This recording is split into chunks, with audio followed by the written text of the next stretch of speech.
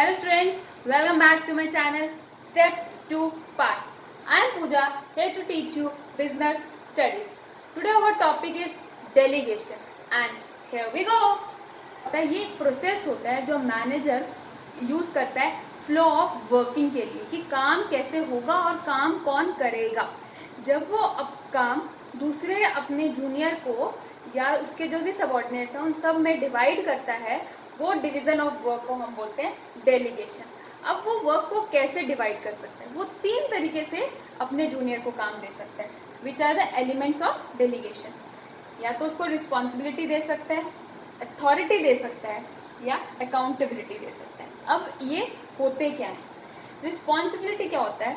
जब वो अपने जूनियर को बोलेगा कि आपको ये काम करके देना है, जब उसका जूनियर वो काम को परफॉर्म करने के लिए एलिजिबल होगा या वो काम को खुद से परफॉर्म करेगा, तो मतलब उसको रिस्पॉन्सिबिलिटी दी गई है उस काम को कंप्लीट करने के लिए। अथॉरिटी क्या हो गया? Right to command. मतलब फॉर एग्जांपल मेरे नीचे मेरा एक असिस्टेंट मैनेजर है, वो असिस्टेंट मैनेजर के नीचे और आगे वर्किंग पर्सन है।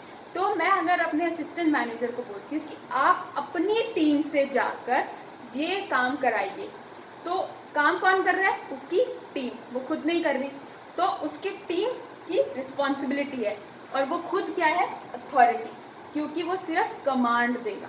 तो राइट टू कमांड किसकी है? अथॉरिटी। हमने अथॉरिटी दी है अपने असिस्टेंट मैनेजर को कि आप अपनी टीम से ये काम करवाइए।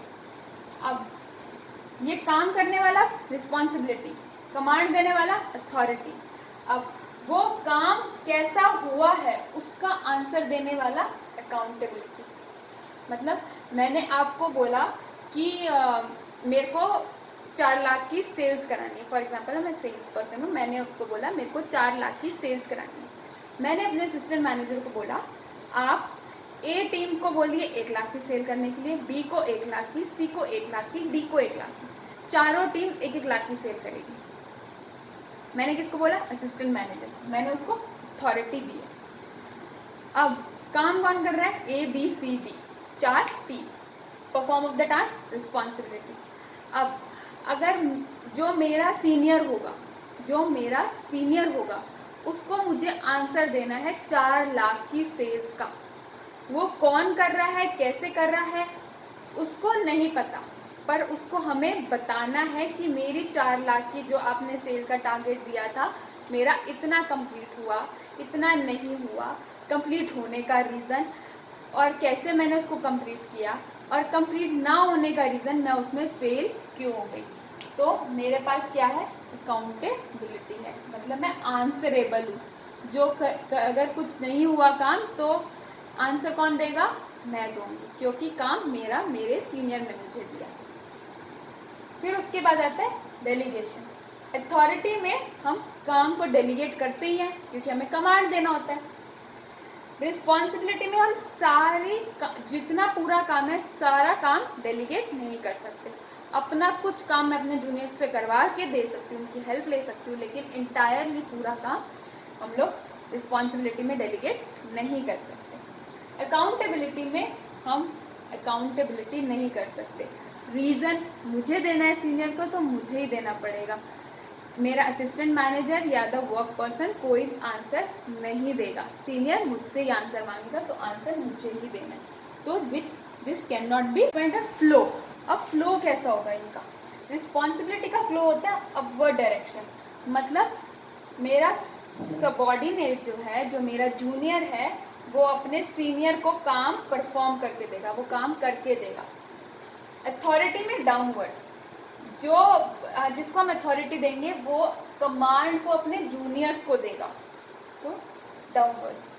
अकाउंटेबिलिटी में हमें आंसर किसको करना है? सीनियर को। तो हमारा ये हो गया accountability. These are the elements of delegation. Topic is importance of delegation. सबसे पहले आते हैं इफेक्टिव मैनेजमेंट। जब हम काम को दूसरे को डेलीगेट कर देते हैं, दूसरे से करवाना शुरू करते हैं, तो काम हमारा जो एक पर्सन का काम है वो डिस्ट्रीब्यूट हो जाता है among the 10, 5, 4 according to the organization depend करता है नंबर ऑफ द पर्सन, पर हम उस काम को डिवाइड कर देते हैं। जब वो काम डिवाइड हो जाता है तो वो और अच्छे से परफॉर्म होने लग जाता है, तो उसमें हमारी इफेक्टिव मैनेजमेंट होता है। एम्प्लॉय डेवलपमेंट, जब हम एम्प्लॉयज़ को काम देंगे, वो काम करेंगे, खुद से रिस्पॉन्सिबल बनेंगे, तो उनकी खुद की अपनी पर्सनल डेवलपमेंट भी होगी।